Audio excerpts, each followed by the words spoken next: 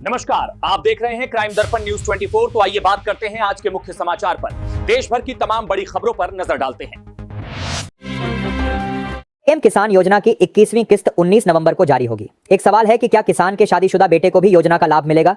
योजना की वेबसाइट के अनुसार यदि किसान के बेटे के नाम पर कृषि योग्य भूमि है तो वह पीएम किसान योजना के लिए पात्र है। भूमि स्वामित्व योजना में पात्रता के लिए महत्वपूर्ण है। अम्बेडकर नगर में धान कटाई के बाद पराली जलाने के मामले बढ़े हैं। 14 किसानों पर 70,000 का जुर्माना लगा, जिसमें से 15,000 वसूले गए। पिछले साल 128 मामले दर्ज हुए थे। जागरूकता अभियानों के बावजूद पराली जलाने के मामले नहीं थम रहे। कृषि निदेशक ने किसानों से पराली न जलाने और गौशाला भेजने की अपील की है ताकि पर्यावरण और भूमि को बचाया जा सके। मुख्यमंत्री आवास योजना के तहत महाराजगंज जिले में 151 लाभार्थियों को पहली किस्त के रूप में 40,000 रुपए भेजे गए हैं। यह राशि पक्का मकान बनाने के लिए दी जा रही है। तकनीकी कारणों से 7 लाभार्थियों को भुगतान नहीं हो पाया है, जिसे जल्द ठीक किया जाएगा। योजना का उद्देश्य गरीब परिवारों को सुरक्षित आवास प्रदान करना है, जिसके तहत कुल 1,20,000 रुपए दिए जाते हैं। पीएम किसान सम्मान निधि योजना के लाभार्थियों के लिए अच्छी खबर है। किसानों को जल्द ही 2,000 रुपए की 21वीं किस्त मिलेगी। सरकार किसानों को आर्थिक मदद के रूप में हर साल 6,000 रुपए देगी। रुपए देती है जो 2,000 रुपए की 3 किस्तों में सीधे उनके खातों में भेजी जाती है। किसानों को अगली किस्त का इंतजार है। दिल्ली सरकार ने एमसीडी द्वारा सील की गई संपत्तियों को बिजली कनेक्शन देने का आदेश जारी किया है। पहले अवैध निर्माण के कारण कनेक्शन नहीं दिए जाते थे, जिससे लोगों को परेशानी होती थी और बिजली चोरी बढ़ती थी। मुख्यमंत्री के अनुसार इस निर्णय से 1,25,000 से अधिक उपभोक्ताओं को लाभ होगा और बिजली चोरी पर रोक लगेगी। हेल्पलाइन स्थापित की जाएगी और समन्वय बढ़ाया जाएगा।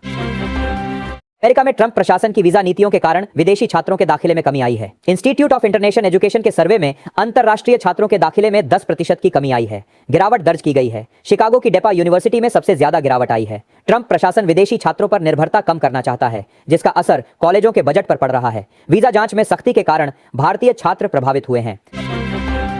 संभल जिले में किसान सम्मान निधि योजना के तहत 2,14,000 किसानों ने अभी तक फार्मर आईडी नहीं बनवाई है, जिसके बिना अगली किस्त से वंचित हो सकते हैं। सरकार ने फार्मर आईडी को अनिवार्य कर दिया है, जो न केवल सम्मान निधि बल्कि अन्य कृषि योजनाओं के लिए भी जरूरी है। कृषि विभाग जागरूकता अभियान चला रहा है और किसानों को जल्द से जल्द आईडी बनवाने की सलाह दी जा रही है।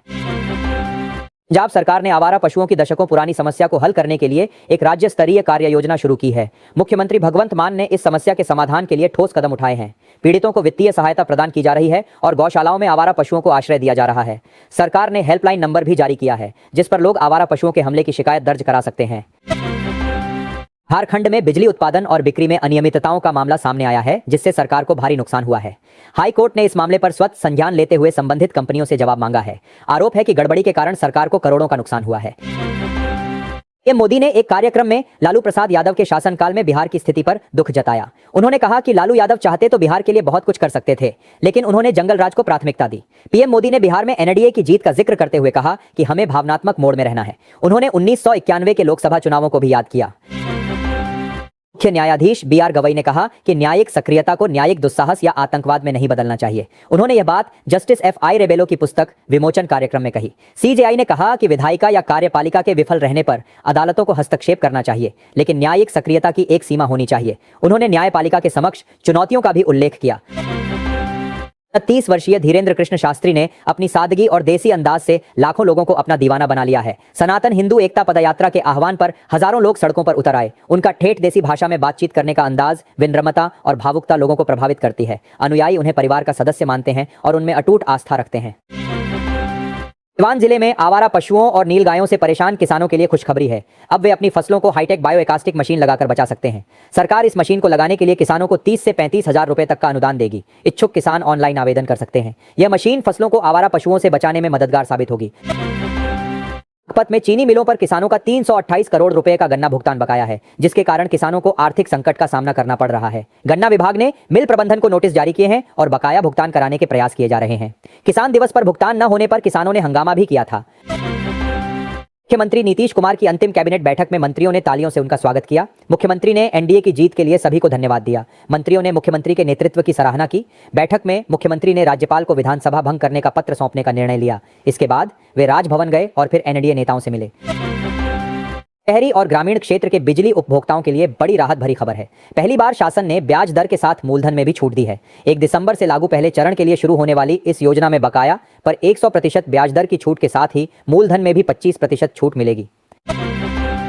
अवस्थी में किसानों को फार्मर रजिस्ट्री बनवाने की सलाह दी गई है, जो उनकी डिजिटल पहचान है। इससे सरकारी योजनाओं का लाभ बिना सत्यापन के मिलेगा। इसके लिए ग्राम पंचायत स्तर पर कैंप लगाए जा रहे हैं। रजिस्ट्री बनवाने के लिए आधार कार्ड, बैंक पासबुक और खतौनी जैसे दस्तावेज जरूरी हैं। फार्मर रजिस्ट्री से किसानों को फसल बीमा और न्यूनतम समर्थन मूल्य पर बिक्री में सुविधा होगी। केंद्रीय गृह मंत्री अमित शाह ने हरियाणा के फरीदाबाद में उत्तरी क्षेत्रीय परिषद की बैठक की अध्यक्षता की। उन्होंने आतंकवाद को खत्म करने की प्रतिबद्धता दोहराई और क्षेत्रीय परिषदों के महत्व पर प्रकाश डाला। शाह ने महिलाओं और बच्चों की सुरक्षा पर जोर दिया और सहकारिता से समृद्धि के विजन को आगे बढ़ाने की बात कही। उन्होंने राज्यों से जल प्रबंधन में सहयोग करने और मिलेट्स को बढ़ावा देने का आग्रह किया। आजत की एक महत्वपूर्ण बैठक में तेजस्वी यादव के इनकार के बाद सन्नाटा पसर गया। स्थिति को संभालने के लिए लालू प्रसाद यादव को हस्तक्षेप करना पड़ा। तेजस्वी के इनकार के बाद बैठक में असहज स्थिति बन गई थी। लालू प्रसाद के हस्तक्षेप ने बैठक को पटरी पर लाने में मदद की, जो आगामी रणनीतियों पर चर्चा के लिए महत्वपूर्ण थी। सब्जियों के दाम बढ़ने से आम आदमी की रसोई का बजट बिगड़ गया है। टमाटर 60 रुपये प्रति किलो तक पहुंच गया है और पालक के दाम आसमान छू रहे हैं। अन्य सब्जियों के दामों में भी वृद्धि हुई है, जिससे लोगों को काफी दिक्कतों का सामना करना पड़ रहा है। कानपुर में मतदाता सूची को शुद्ध करने के लिए एसआईआर अभियान चलाया जा रहा है। बीएलओ ने 35 लाख से अधिक घरों में गणना पत्र वितरित किए। 12,000 से अधिक मतदाताओं के नाम हटाने की सिफारिश की गई, जिनमें मृत, स्थानांतरित और डुप्लीकेट मतदाता शामिल हैं। प्रशासन का लक्ष्य त्रुटि रहित मतदाता सूची बनाना है, ताकि कोई भी पात्र मतदाता मतदान से वंचित न रहे। बिजनौर के हैदरपुर वेटलैंड में राक बंटिंग नामक एक नई चिड़िया की प्रजाति देखी गई है, जिससे यहां पक्षियों की कुल प्रजातियां 334 हो गई हैं। आमतौर पर यह चिड़िया पहाड़ों में पाई जाती है, इसलिए इसका मैदान में दिखना आश्चर्यजनक है। बर्ड वॉचरों द्वारा की गई पहचान और गणना से वेटलैंड में पक्षियों की संख्या में वृद्धि हो रही है। विदेशी पक्षियों की संख्या देशी पक्षियों से अधिक है। भोजपुरी गायक खेसारी लाल यादव को हराने के बाद चर्चा में आई छोटी कुमारी ने मुख्यमंत्री नीतीश कुमार से मुलाकात की और छपरा के विकास के लिए कई मांगे रखी। उन्होंने सड़क, बिजली और पानी जैसी बुनियादी सुविधाओं को बेहतर बनाने का आग्रह किया, जिसके जवाब में मुख्यमंत्री ने हर संभव मदद का आश्वासन दिया। दिल्ली विस्फोट कांड में डॉक्टर शाहीन और डॉक्टर परवेज के लखनऊ कनेक्शन की जांच हो रही है। एटीएस और अन्य एजेंसियां उन 7 से 8 लोगों की तलाश कर रही हैं, जिनसे वे नियमित संपर्क में थे। मोबाइल रिकॉर्ड से पता चला है कि कुछ संदिग्धों ने नंबर बदल लिए हैं। एजेंसियां डिजिटल सबूत जुटा रही हैं और एलआईयू की मदद ले रही हैं, ताकि दिल्ली विस्फोट मामले की कड़ियों को जोड़ा जा सके। वाणिज्य मंत्रालय के अनुसार अक्टूबर में भारत के निर्यात में गिरावट और आयात में वृद्धि हुई है। निर्यात 11.8% घटकर 34.38 अरब डॉलर रहा, जबकि आयात 16.63% बढ़कर 76.06 अरब डॉलर हो गया। अमेरिका सबसे बड़ा निर्यात गंतव्य और चीन सबसे बड़ा आयात स्रोत बना हुआ है। व्यापार घाटा बढ़कर 41.68 अरब डॉलर हो गया है। पेट्रोलियम का आयात सबसे अधिक रहा।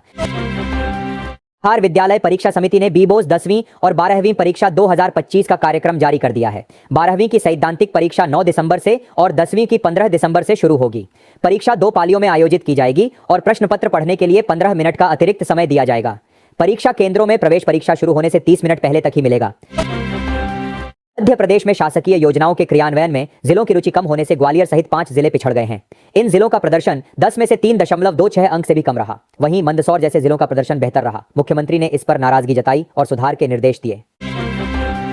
कानपुर सेंट्रल स्टेशन से होकर जाने वाली कई ट्रेनें कोहरे के कारण 1 दिसंबर से अगले वर्ष फरवरी तक बंद रहेंगी।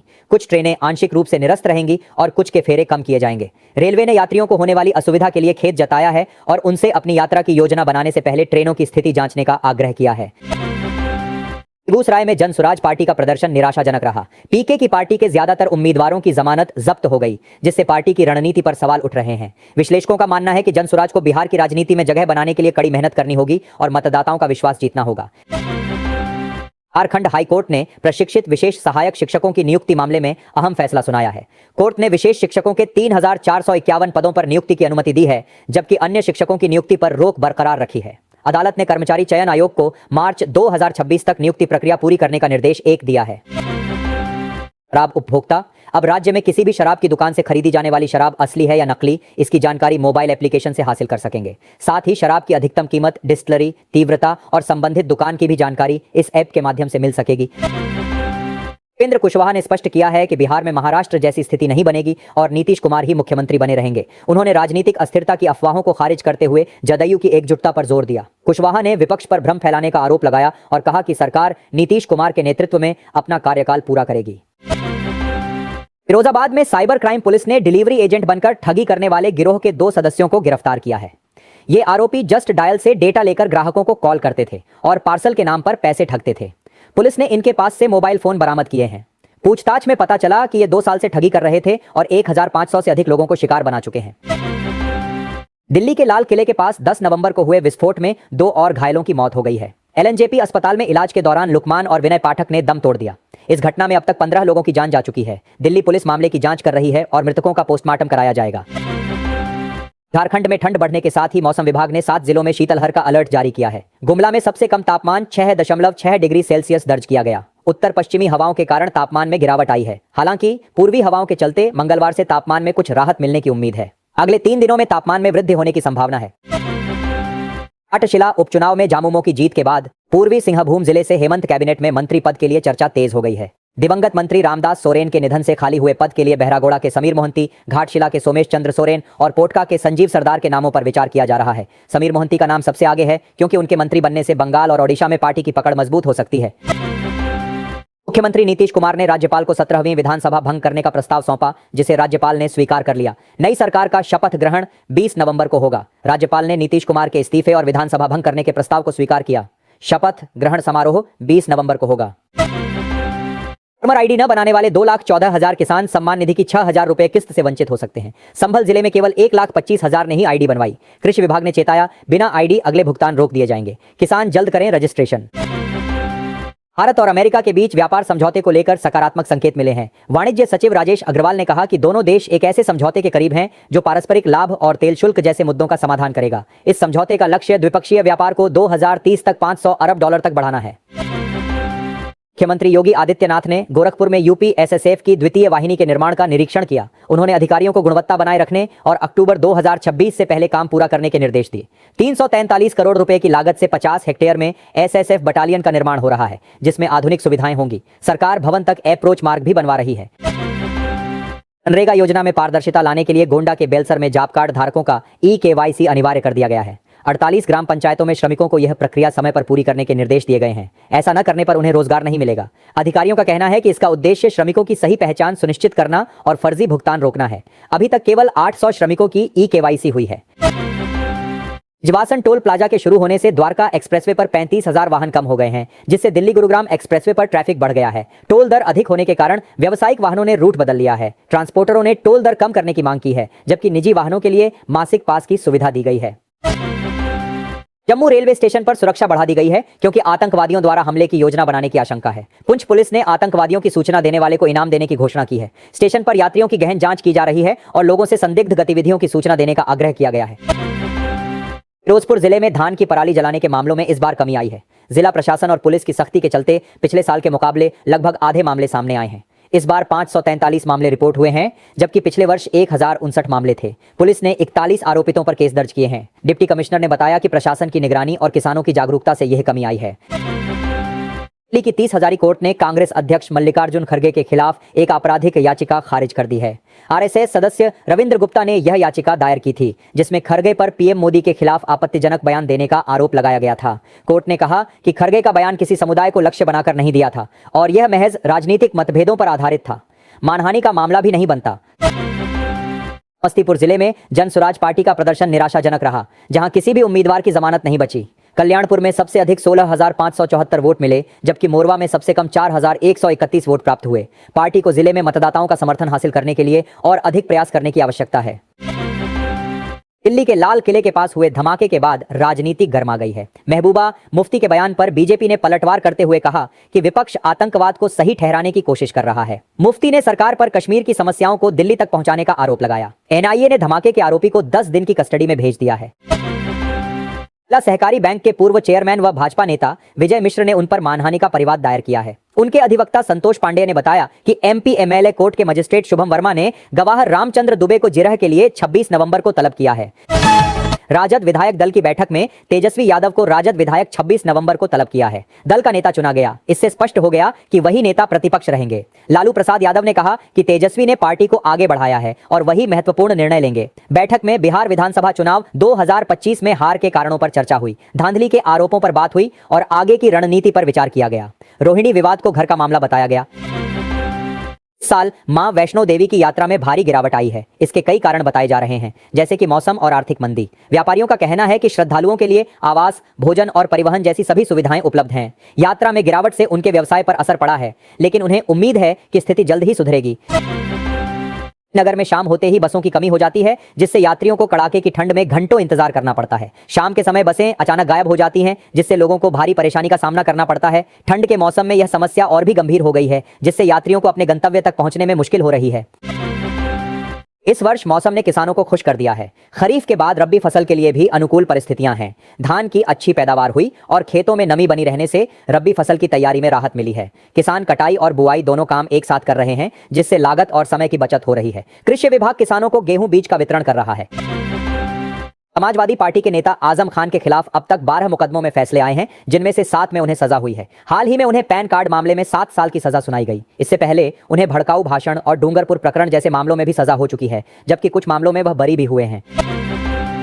दिल्ली में लाल किले के पास धमाके के बाद सेना प्रमुख ने पाकिस्तान को कड़ा संदेश दिया है। ऑपरेशन सिंदूर को सिर्फ एक ट्रेलर बताया और कहा कि भारत हर चुनौती के लिए तैयार है। उन्होंने कहा कि भारत एक आतंकवाद और उसके समर्थकों से सख्ती से निपटेगा। जनरल द्विवेदी ने यह भी कहा कि भारत शांति चाहता है, लेकिन आतंक को बढ़ावा देने वालों को करारा जवाब मिलेगा। बिहार चुनाव में ओवैसी की एआईएमआईएम को नोटा के लगभग बराबर वोट मिले, जिससे कई दलों का खेल बिगड़ गया। सीमांचल में एआईएमआईएम के प्रदर्शन से महागठबंधन को नुकसान हुआ और कई सीटों पर वोटों का गणित बदल गया।